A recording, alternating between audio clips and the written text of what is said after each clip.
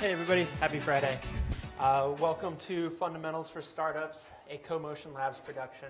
My name is Zach Chamberlain and I'm the Labs Manager for our Life Science Incubator.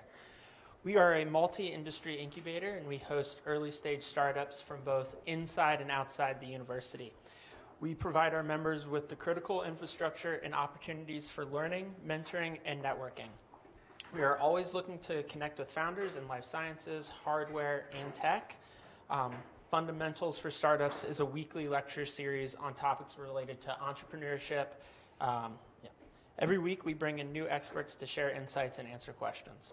All these talks are streamed on YouTube, and you can learn about upcoming events on our website. And just a reminder, if you have a question, please wait to speak until you have a microphone in hand. Thank you. Today I'm excited to introduce Adam Kovacs. He's the founder and CEO of Talent Foundation, a boutique talent acquisition consultancy. And this first of the two-part series is on LinkedIn hacks. Adam will talk about using the platform to attract talent, and thank you, Adam. Thank you. Hey, all. Now the big question is only to get my screen back there. There we go. Yeah, so hey all, my name is Adam Kovacs, and as you heard during the introduction, I'm the founder and the CEO of a boutique, I call it the talent enablement consultancy called the Talent Foundation. Outside of that, I'm also involved in some other ventures such as the Open Talent Society, also known as the Sourcing 7, which is a nonprofit organization that I'm the executive director of. Over there, we are focusing on sharing knowledge around recruiting for recruiters and for non-recruiters as well, for free, because we believe in the fact that knowledge should not be paywalled. Outside of that, I'm also an advisor for a startup called DevMatch. Some of you actually know Ellen, who is sitting in one of the offices over here. And I'm also an advisor at the 360 Social Impact Studios. Before doing all this, I used to work for this small Seattle-based book company called Amazon. But hey, when Jeff came back from space and thanked everyone for paying for it, I was like, okay, it's time to leave. Things that we'll talk about today, brand and content. We'll dig a little bit deeper into how to present yourself as an employer, especially when you are in the early days of your startup journey, where you and your company are sort of the same thing when you look at it from a brand perspective, or at least you should consider treating it as one, because you might have a stronger personal brand than your startup has early in their journey. Because it's about hiring and hiring your dream team, right? What you post on LinkedIn can be a lot of things, but if you're hiring, it will be job descriptions as well. So we'll talk a little bit about job descriptions of like how to do them well, what to pay attention to, some do's and some don'ts as well. And well, of course, we'll also talk about LinkedIn a little bit, and I'll try to do a live demo. Hopefully it goes well. We shall see. Let's start over here. Hands up in the room. Anybody who is an entrepreneur, founder? 1%, 2%, a couple of people in the back. Okay. Would somebody volunteer to answer the question, what is your job as a founder, CEO, CTO, entrepreneur of your company? Hey everyone, my name is Andres, and my role is to work with high school students over 10 months to help them build projects in emerging technologies and start startups and nonprofits of their own. So in many ways, I'm a life coach, and I'm currently trying to bring this program here to Seattle for high schoolers in the greater Seattle area. That's what I'm currently working on. But what's your job as a CEO and founder in that to find the most ambitious, curious, and impact-driven students to be part of our inaugural cohort this September. Okay. Anybody else in similar founder or CEO, entrepreneur shoes who might want to take a stab at this question? No bad answers, like everybody's correct. We have somebody in the back over there.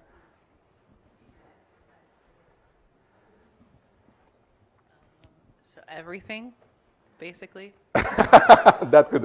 That is a good answer. And I would say reality is somewhere in between, or it should be somewhere in between, because everything is not sustainable. Um, I would say your main job is growth, because you can have an amazing idea. You can even have co-founders who are working on that with you. You might even consider people to give you money. But if you're not able to grow that company, if you're not able to convince people to come and sit with you 8 to 10 hours a day, sometimes more, sometimes after working hours, if you cannot do that, your company is dead, right? So all company survival is depending on its ability to grow and scale when it's needed, right? Of course, growth manifests in some other areas as well. As a founder and CEO, you do a lot of sales as well, because you are the main salesperson at the early beginning. You must be maybe the product person as well, but growth, that's, in my opinion, your main job. Because if you don't treat that as a main job, the company dies. One thing that I want to highlight over here, it's you. That's another thing that it's very important to understand at the early stages of the company, that it's all about you. You will have bigger impact on your future's employees' experience, bigger than your company, bigger than your investors, bigger than the product quality, maybe even bigger than the runway that you have. So it's all about you. Your tech stack, everything else comes second. And that's why I think this is how you should think. In the early stages, when you are thinking about, hey, I want to hire, I go up in LinkedIn and hire, why should people pay attention, right? Like, there is a brand.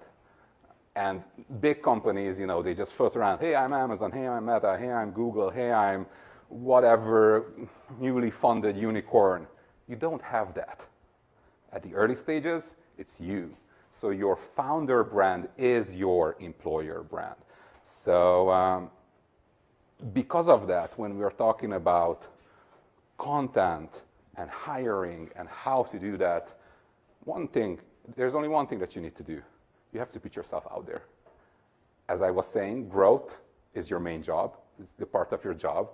And to fuel that growth, the first thing that you need to do is put yourself out there. And anytime I say this, there's always excuses. Excuses, excuses, excuses. I'm not a writer. Yeah, cool. Neither am I. I'm bad at marketing. Cool. Everybody is at the beginning. Ain't nobody got time for that, right? Like, who said everything is your job, right? Like, you need to squeeze this in somewhere. And, well, of course, I'm an engineer, not a recruiter, so why should I be responsible for this? Well, a few things about this. One, you're responsible for everything. So yes, you're an engineer, you're a recruiter, you're the HR person, you're the marketing person, you're everything. I don't have time for this. If your company's survival depends on that, you should rather have time for it. I'm bad at marketing. Marketing is easy. Marketing is learnable. Especially these days, generative AI, it's good at making stuff up. It's good at doing marketing language. It's good to be your kind of like marketing assistant to some level. And I'm not a writer. You don't need to be. You absolutely don't need to be. You just need to write. Not bad or not good, not perfect, nothing like that. You just need to write. And writing and creating content, treat it like a muscle, right? Like going to the gym. Every day you go in, or every second day, sometimes you are sore, you lift and your muscles grow and you become better and better and better and better, right? And you start out and you need to have sometimes motivations for why yes, why should you do this? Well, first of all, it's very, very risk-free, right? It's a risk-free playground where, don't get me wrong, nobody's watching and nobody cares, at least at the early stages. You're not Sam Altman. It's not like 10,000 journalists are going after every word that you write down. Don't worry about that. If you say something or write down something that it's meh, or you're maybe not so proud of a year ago, well, one, you can always Go back and delete it if you want, but the internet never forgets. And also, everybody is lame at their first try. Like, if I look at the first post I wrote on LinkedIn, total garbage. It's fine. Nobody cares.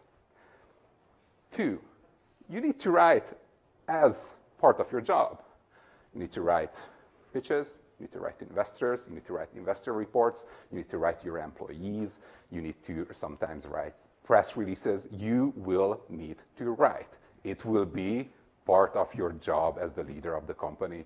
The vast majority of your work will be writing down stuff that it's not necessarily lines of code. So becoming good in the early stages, especially in the storytelling part of writing and being able to present and sell what you do, it will be a very, very powerful skill for your company in the future. I mentioned storytelling. Well, everything is storytelling, right? Like if you think about historically, getting funding is storytelling. Getting an employee is storytelling. Convincing somebody to just give you advice is storytelling. Like selling is storytelling, right? Nobody will buy something for you or pay a subscription fee to your SaaS just because you say so, like, hey, do it. No, you're either scratching a very, very niche itch and you're sorted and you don't need all this, or you need to convince somebody of like, why should they buy? Why should they give you money? And content sells. Content sells both roles and products. Like, that's just the reality. And content sells even better when it's personal. Like if you look on LinkedIn, you look at big companies, just start to compare their CEO's follower count on any social media with the company's page follower count. You'll see very, very, very, very big differences. Why?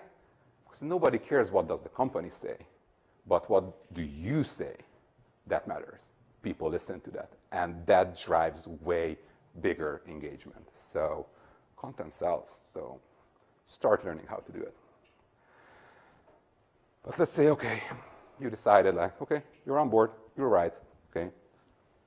What should we write about, and how should we write about this?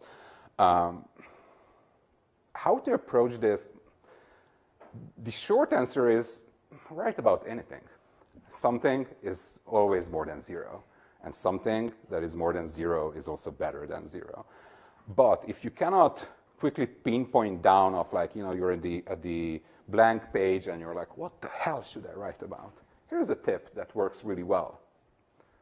Radical transparency. People love it, especially in the early stages. Why? Because it's real. And it is about you. So, when it's about putting yourself out there, what to write about? Yourself. Your founder's journey. Why are you doing this? If you're asking me to be your founding engineer and build this dream together, you gotta let me know what is that dream. And that dream must be phrased more lengthier than 3 lines on the job description of like, hey, we're building the next big thing. Because everybody is building the next big thing. So write about yourself, write about your journey, write about your why. Why are you doing this? Why did you start it? What keeps you awake at night? Of course, write about the product, the tech stack, the company, the roadmap, the future, your vision, the challenges that you're facing, the successes that you're facing, your day-to-day. The last 3 are really, really powerful. What do you think why? They're relatable. Because yourself, your journey, your why, your roadmap, company, yeah, sure. You are doing the next big thing. The company beside you also tries to do that, and the company beside you also tries to do that. But the challenges, successes, and your day-to-day, when you're writing about it, that's a very, very personal experience that you're sharing. And that's very, very relatable. And you know what comes with being relatable? Eyes. And eyes and engagement do add up. One thing when you start writing over here, and I know it's hard when you start out and you didn't do it before. keep it real. Like, I know it's hard to keep it real because it's about being vulnerable, but don't push out fluff because your audience will feel it. Like, your audience sniffs out fluff and BS from miles away. And how brands work is that you mess it up once, it's really, really hard to course correct. So always, always keep it real. Find your voice, your tone. You know, you can be snarky, you can be very, very professional, but try to be you. Don't go and copy somebody. Don't go and just copy paste down the last LinkedIn influencer that you saw or the post from your last big tech employer. So back to writing. One thing that is missing over here, the jobs, right? Write about the jobs that you're hiring for. But before you write about the jobs, you know, you can write about jobs in theory and like very, very, very high level, but if you really want to hire and you don't want to face some major obstacles down the road, there are some questions that you need to think about very, very early on in the process. And that starts with writing a good job description. And this session is not about writing job descriptions. This session is about LinkedIn. But I feel it's so important that I'll just quickly fly through a list of do's and don'ts around job descriptions that will help you in hiring and writing content and reaching out to candidates. Because if you write your job description well, you will know what are you looking for. You will know how does it look like in real life. You know what will that person be motivated by, and that is all content. That is content that you can put out on your LinkedIn page. That is content that you can put out on your blog site, on your career page. That is content that you can put in a message when you're writing candidates. But if you don't think through it of like, hey, I need a full stack engineer in LAMP stack. Yeah, cool. 10 million other people also do that, right? So you need to find the unique stuff. Let's start with the don'ts. As I was saying, copy your old job descriptions. If you come out from like, hands up, anybody over here before doing their current gig, have you worked at any big tech company? 1, 2, 3, 4. Don't copy your old job descriptions. And that is just a good generic advice. Don't copy big tech because you're not big tech. And you also want to hire a different person than that big tech company because you need a different quality of candidate. We're moving from 0 to 1, from 1 to 10, and from 10 to 100, and so on and so on. The person who scales to tens of millions, maybe your company's maturity is not there yet to hire that person. Second thing not to do, zero-shot GPT. Like, I know it's very easy. Hey, ChatGPT, write me a job description, and it will give you out something that is plausible. At least go through around. My favorite prompt over there for any ChatGPT prompt is like, please improve this. Be brutally honest, but highly critical, focusing on high ROI, and see what does it fix. Please do not ever use, especially in marketing and messaging and content, zero-shot tries from GenAI. Is everybody familiar what does zero-shot mean? Some nods. If somebody isn't, zero-shot means you ask a question and you take the answer at face value without having an interaction with it. You only give one chance to the AI to answer you. I already mentioned approach hiring like you're big tech. You're not big tech. If you try to do that, if you try to write job descriptions like big tech, to assess candidates like big tech, you'll somewhere hit a wall in a very, very painful way down the road. Last thing that you shouldn't do is post and pray. Does anybody know what's post and pray?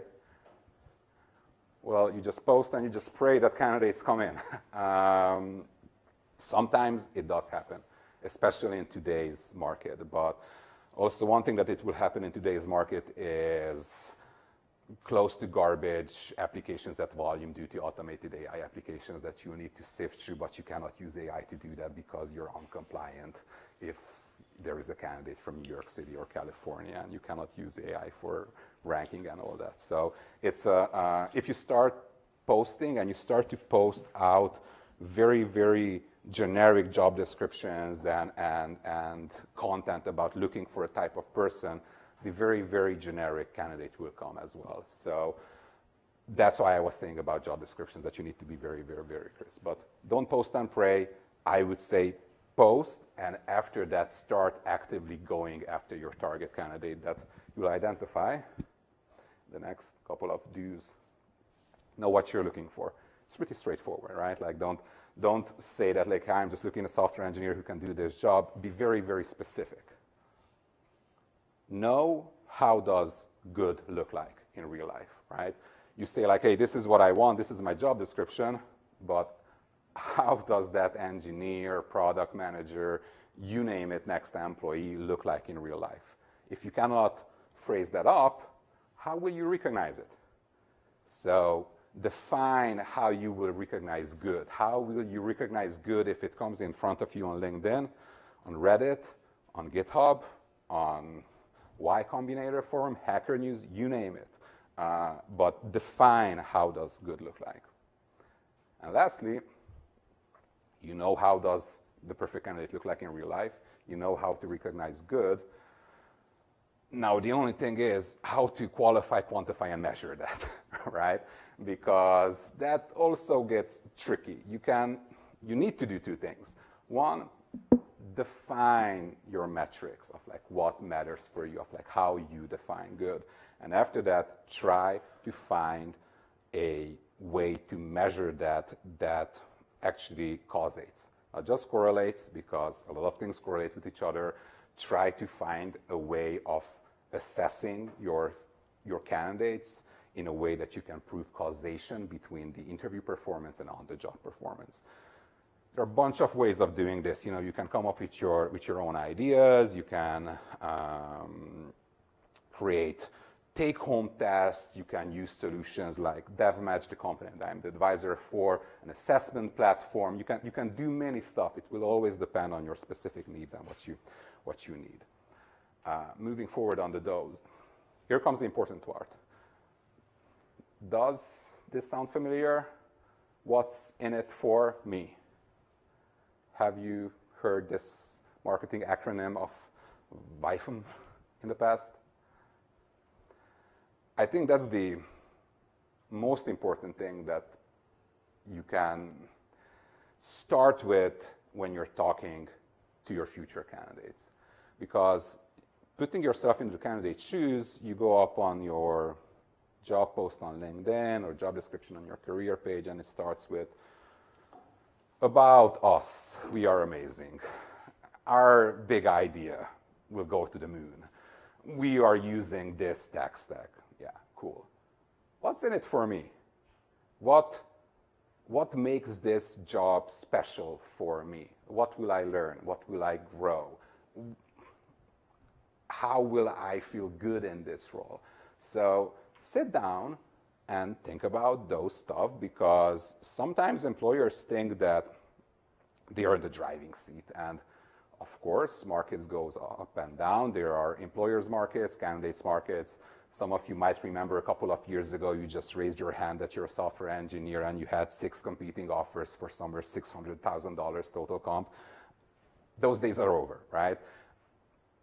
And because those days are over, employers think that they are in the driving seat and they can, push garbage through and not care about the candidate experience and just churn through people.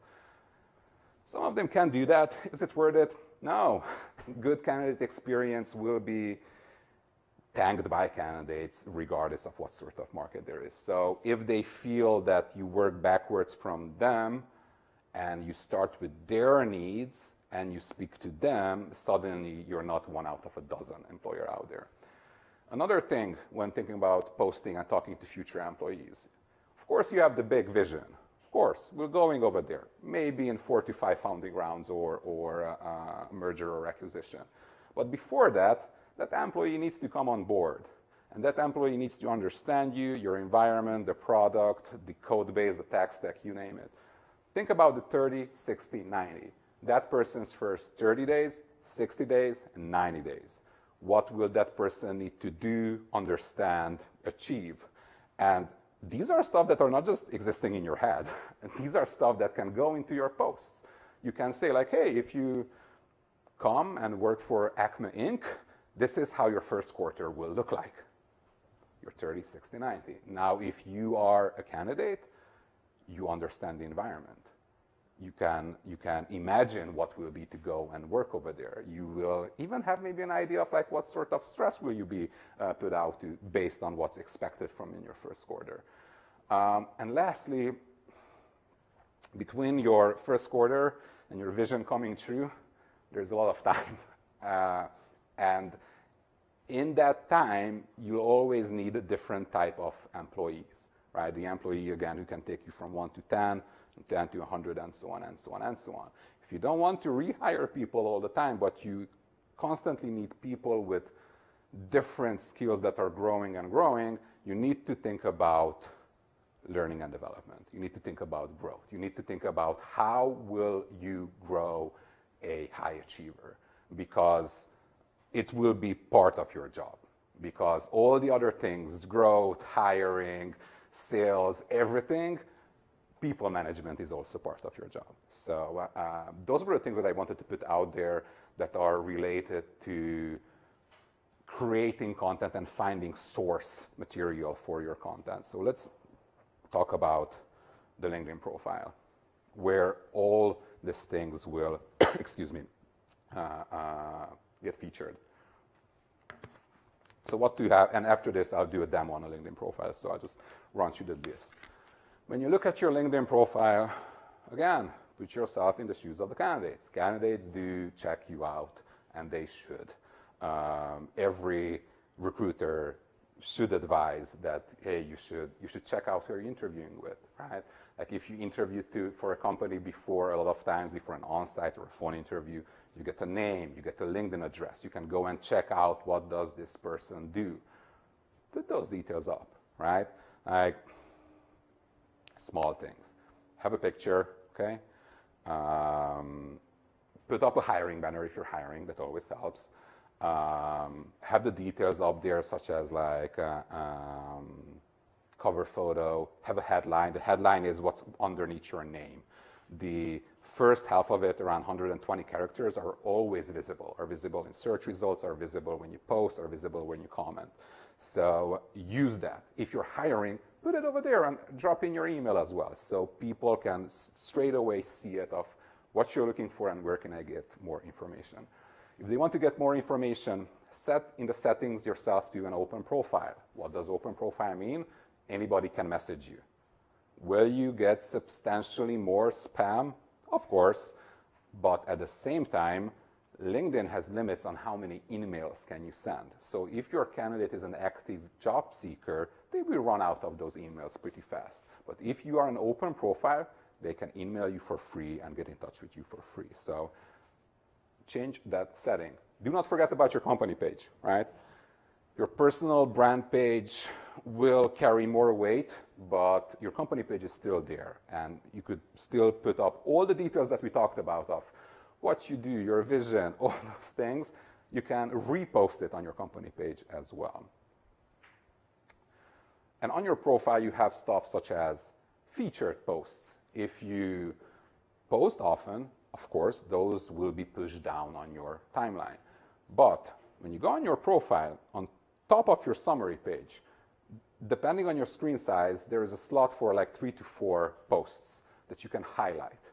One can be about you, why it is amazing to work for this company and your vision.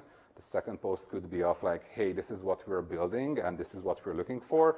And the third one could be the actual job description and application links and all that. That's a banner that you can use. And talking about banners, when I say details and photos, you have your own picture, you can have a hiring banner on it, but you have a, I think it's 16 by 9 header picture that you can use for anything. You can put text up there on your picture saying like, hey, we're hiring for this or that. Let me just quickly try to actually show you some of this.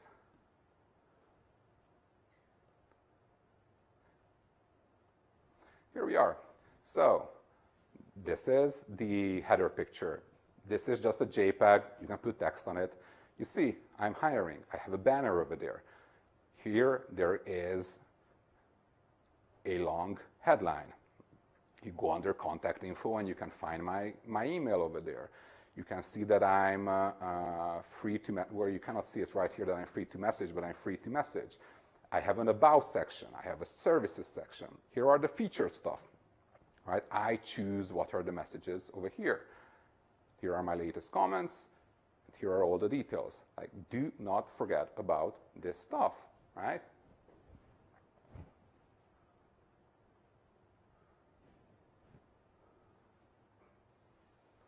Any questions until I get back to my presenter review? Is silence meaning that you all knew this? Is silence meaning that there are no questions because it's so straightforward? No question. Of course. How do you think about continuous improvements for like the quality or the standard of your LinkedIn profile? Good question. Well, your LinkedIn profile, for more or less, is static, right? Like the only things that are changing is the content that you're posting and the featured posts that you can highlight. So you can get some analytics on how many visitors hit your profile, what sources are they coming from, like what are the search terms that people are searching for to get on your profile. Instead of optimizing your profile, I would work backwards from the analytics and try to optimize based on that. And talking about analytics, I'll have a point around that. Analytics is very, very important from an engagement standpoint, and that's something that you can use to continuously monitor the performance of your content and see how it performs and try to understand why does it do well and why doesn't it do well. And actually, here are a few things. One thing one way to improve, get into a cadence of regular posting.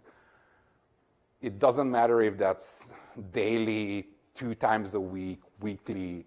Try out with doing maybe once a week and then go up to 2 times a week. But get into a regular cadence because, well, your audience likes it. They will return, and the algorithm will like that. So it will drive engagement on the long term upwards on your profile. So don't be hectic with your posting. Be very strategic with it and get into regular cadence. Talking about LinkedIn posts, there is a 3 rows cutoff. Whenever you post and you look at other people's posts, there is like a little more button on every post. That is a cutoff at the end of the 3rd line. Those are the 3 lines that you have to grab the attention of your audience. That's your hook. We're using marketing terms over here, hook, body, and CTA. Hook means a hook. You're hooking your audience with that, and you're making your engaged potential candidate hit on that read more, see more button, and read your whole post and spend some more time on it. Maybe even click through on a URL or on your profile link and check out more. When they hit see more, what they see over there is the body. Your body can be, I think, 2,200 characters. People don't like to read long messages in general. Data shows that the optimal post length is somewhere around 1,400 to 1,700 characters, but no strict rules. Lastly, CTA. Who knows what CTA is? Call to action. It's not just a sales term, it's a recruiting term, it's a marketing term. I finished my post. So what? What do I expect from it? What do I want my audience to do next after they read it? Put that in there. If that is, hey, hit apply, then put that over there. Hit apply. Just as when you're selling something and it's a marketing message, this is also, to some extent, an unsolicited marketing message. Dwell time matters. What is dwell time? Dwell time is how much time does a person spend looking at your post.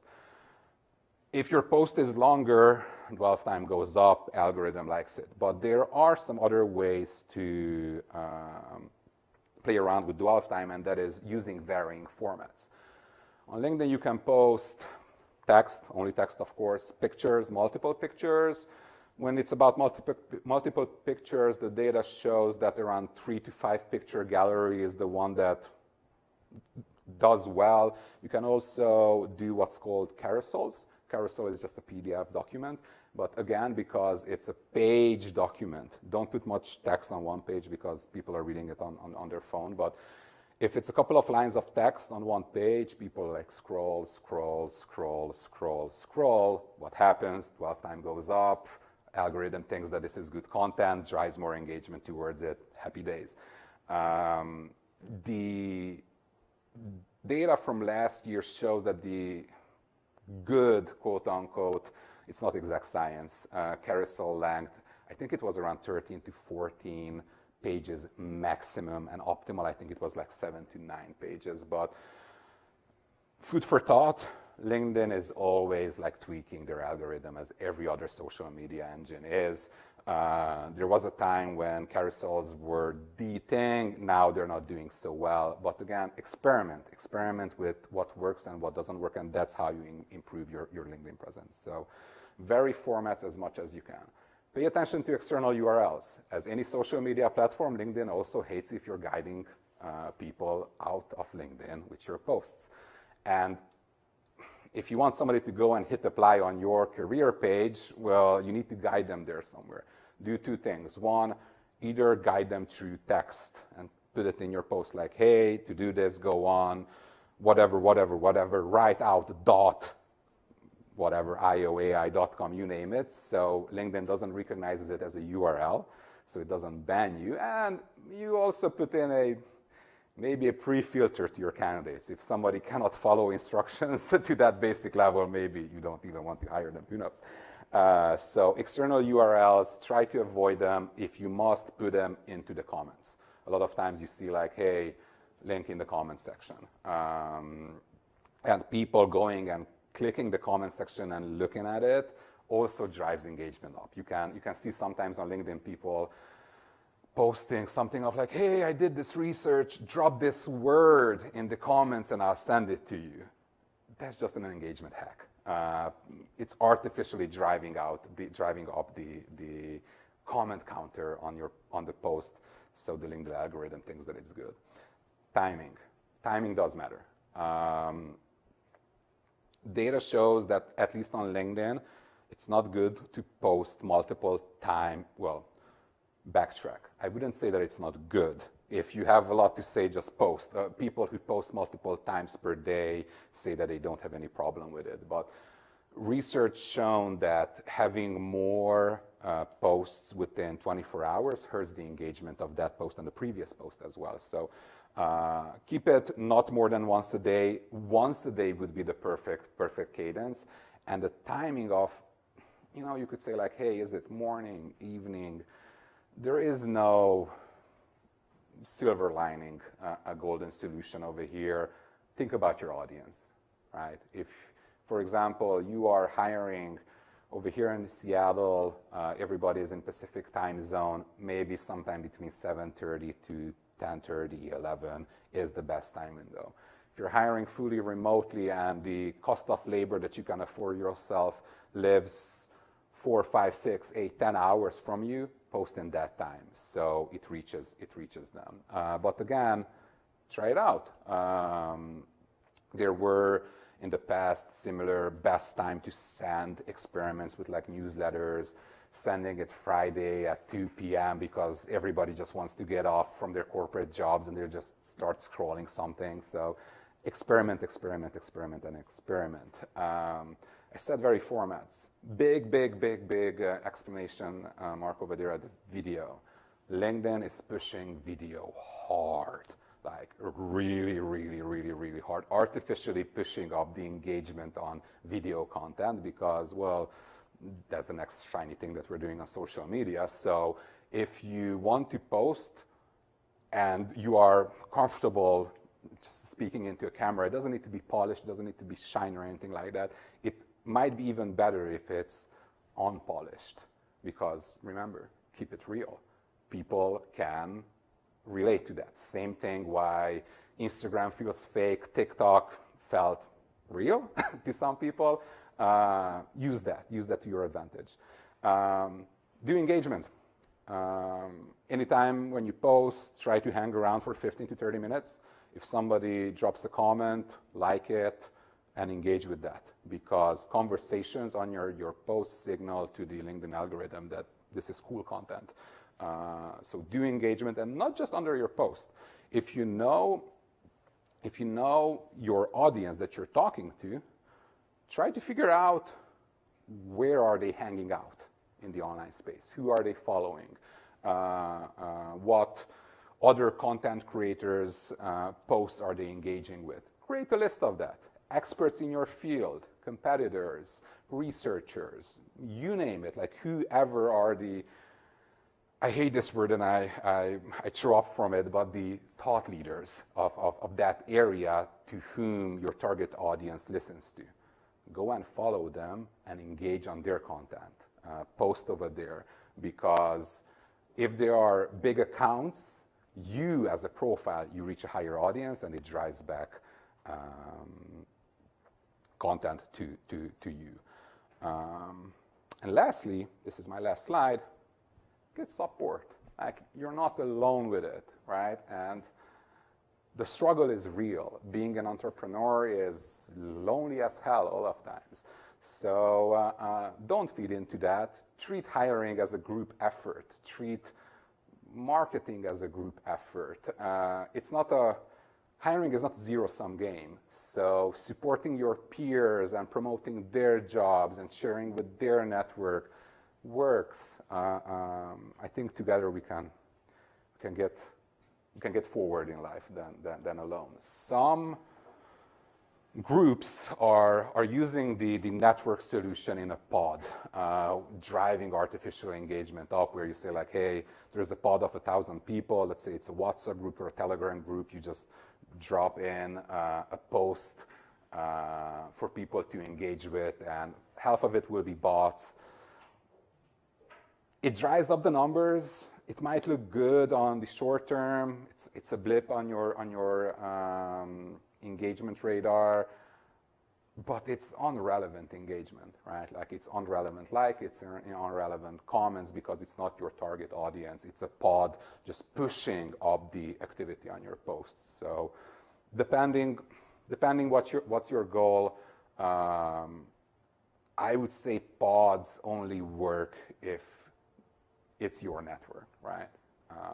Let's say everybody over here in the room comes together out there and creates a LinkedIn circle where you agree that we'll just like and reshare each other's content. That becomes a pod, but it will drive your content towards relevant eyes and not just random bots. And lastly, use tooling. Like, everything is your job, so using tooling always helps. LinkedIn does allow you, if you're not a recruitment agency, to post one job for free. So why not use that? If you want to go a little bit more extra and you want to engage with candidates over direct emails, and you run out of your, I think it's 10 or 15 that you get with your baseline premium account. And by the way, LinkedIn premium account, I didn't put it over there. Pay for it.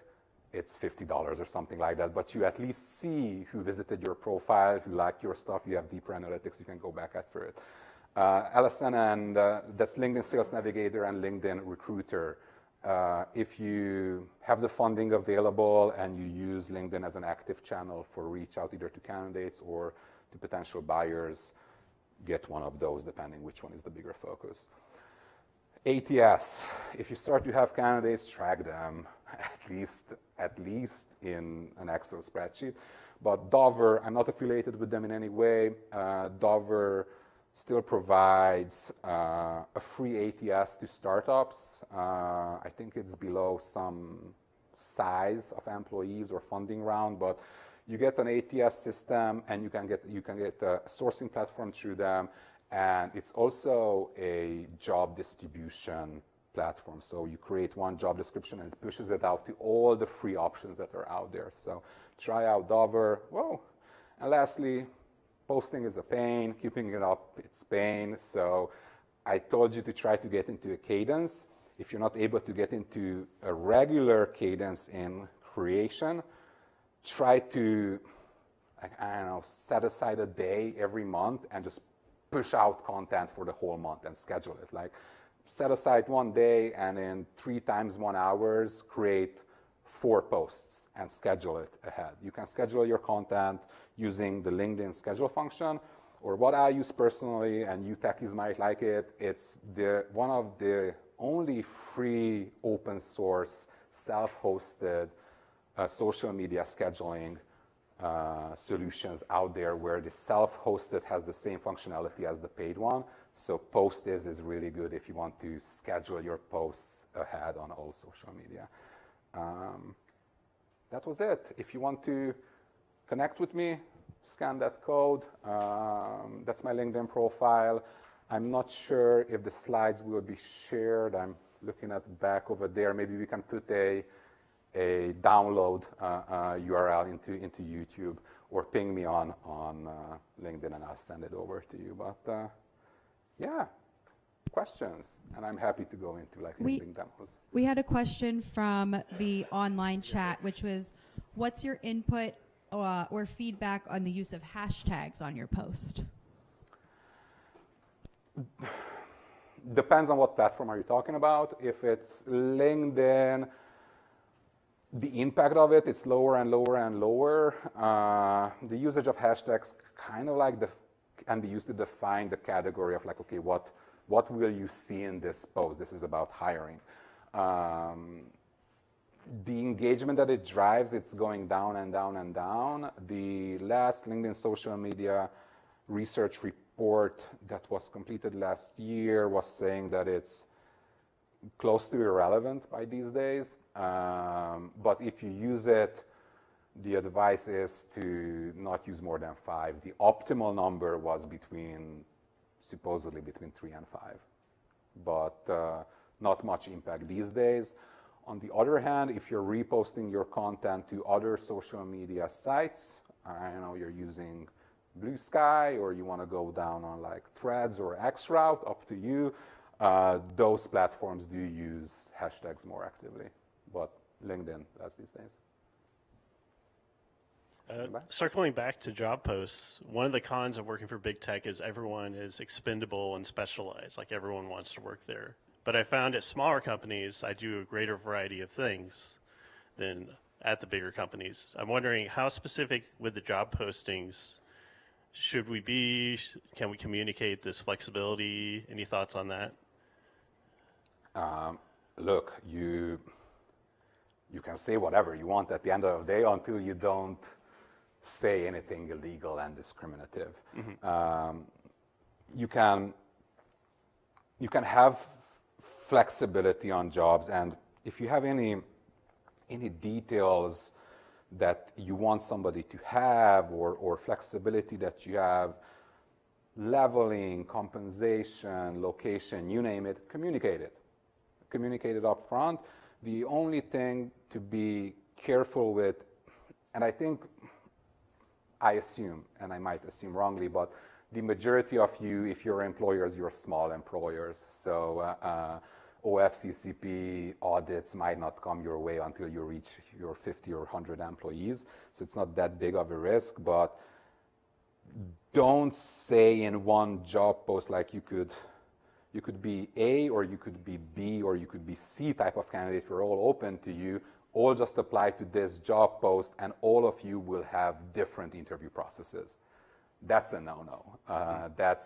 That introduces bias. That introduces just way too many opportunities for things to go very, very, very wrong. So try to standardize. So one kind of like side solution that you can have is pooling recs or talent pool recs, where you say like, hey, if you didn't find anything that is suitable for your current needs, just hit apply over here. We are in general looking for this type of people, and we'll get in touch with you if we have something specific, but you need like send them something specific, right? Does it answer your question? Yeah, I think so. Yeah. Any other questions? Yes? What's your opinion on piggybacking or tagging other people in your posts? If they ignore it, it hurts, and it hurts a lot. This is where like use your network and use your pod works really, really, really well. If you're tagging people, as either have the relationship with them, or you can expect it from them, or ask them to interact with that post in one way or the other. Because if you don't, the algorithm will flag you as spammer. So they work as a charm if there is actual engagement. In general, for example, try to stay away from tagging companies, because who knows who manages the marketing page, the jobs page for the company. Will they even see the notification that you tag them or not? That's one. Another thing is that use the comments. For everything like this, use the comments section, because that's not hitting the engagement, right? Like, for example, when I posted about this event, putting the registration link went into the comments. People that I tagged to invite and maybe ask them if they know somebody went into the comments. So, but even over there, try to not to go overboard, because hey, if you're a spammer, you're a spammer. Like after a few tries, you'll get dinged on that. Any other questions?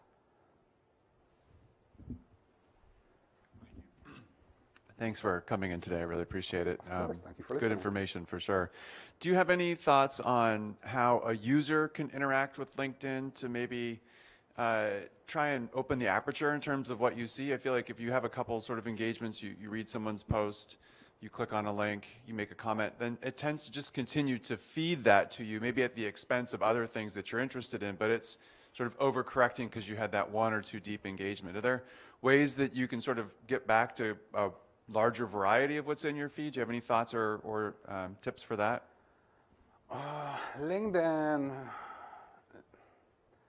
LinkedIn still allows sorting based on posting time, recency. If you reach some number of few thousands or maybe even few hundreds of followed people or followers, that feed, your most recent feed, will become garbage really, really, really fast. But if you don't have a lot of connections and you kind of like selected the people that you follow and connect with very strategically, just show me the timeline posting works. Another thing that works is what you said, engaging on the post, but that brings down a rabbit hole. What I found is using the save button. When you are on a LinkedIn page, you hit the little 3 dots and there is a save that saves your post to a read later. I think the save button is where posts go to die on LinkedIn, because you never go back to your read later. But I found that it does guide my algorithm a little bit.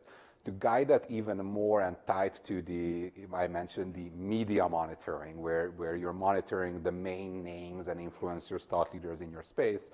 For example, I've set up custom searches. You go up on LinkedIn, you hit search, you select people, you go on search and select posts, and under posts there is a people filter into which you can add. They say unlimited. The reality is that the 27th person or 28th person that you add into the list kills the search. But you can add up into one search 27 people and say, like, show me every post from these people in the past week. And if that is a very curated list, you'll find relevant content over there. And if you use the engagement over there, save and all that, you can guide your LinkedIn social media feed a little bit. But, well, as with any social media feed, intentionality, and ads will be always there.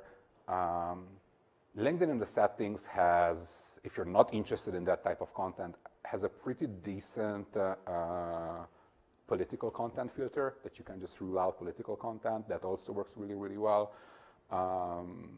There are some third-party tools using the LinkedIn API to pull down your content. Probably you will get dinged for automation for using that, because LinkedIn T's and C's does not allow that. probably the tools that do it are either doing it in the gray zone or they have some sort of enterprise agreement for accessing the LinkedIn API at scale. Does that help? Of course. We had one more question from online. Any recommendations for when posting a job description for co-founder or like a C-suite role versus hiring for other talent? Any recommendation, or is there any specific question related to those three? I guess just what's the is there anything specific about how you'd handle Yeah. hiring for a co-founder or a CXO role versus hiring other talent? The answer to that question depends on, does size matter? Because hiring a C-level or VP type of talent is a very different challenge and also a very different profile to hire when you are a 100-person company, you're a Series A, or you are like Series B, C, you got $100 million check and you suddenly need to hire 400 people.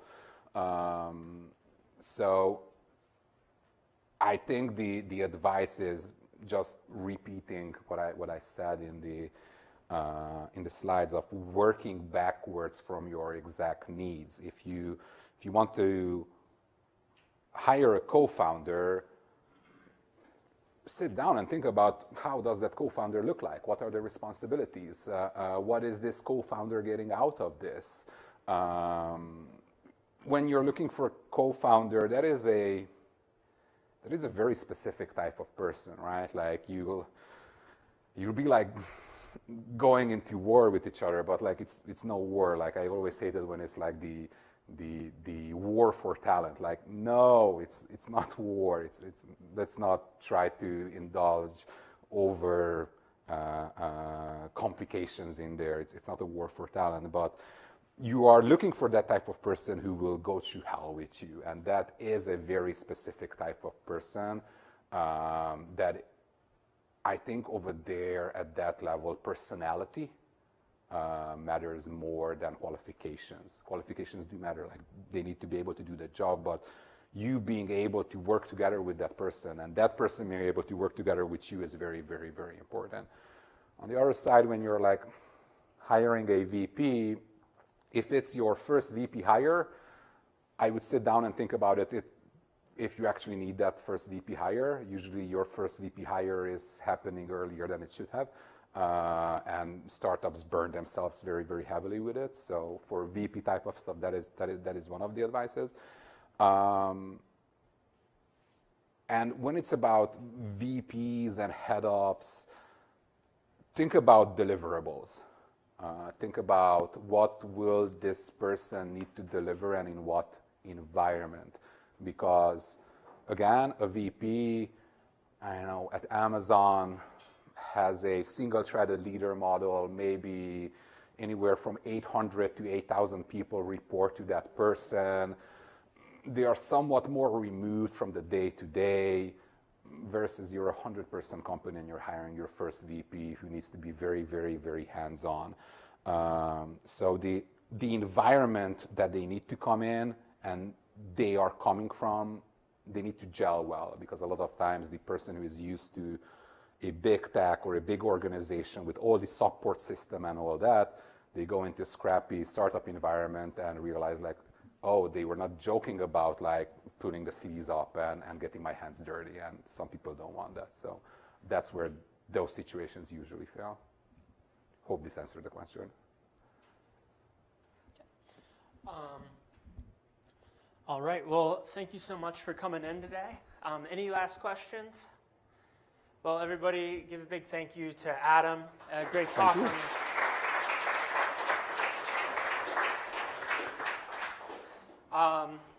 Next Friday, we have career coach Matt Youngwitz, and he'll talk about how to build a powerful LinkedIn profile for your startup. Sign up today, and we'll see you next week.